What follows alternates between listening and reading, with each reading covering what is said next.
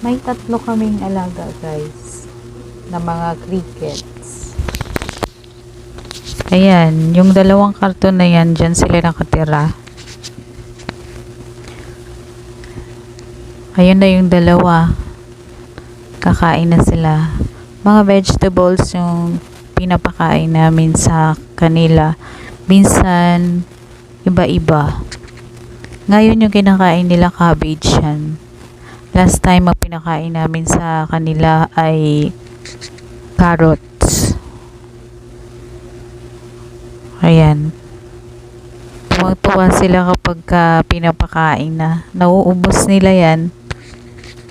Hindi yan siya aabutan ng umaga. Nauubos na sila. Ayan. Tapos pag nanganganak sila guys, magiging maliliit na superworm sila. Tapos hanggang sa malaki na sila, yun yung pinapakain namin dyan sa arwana.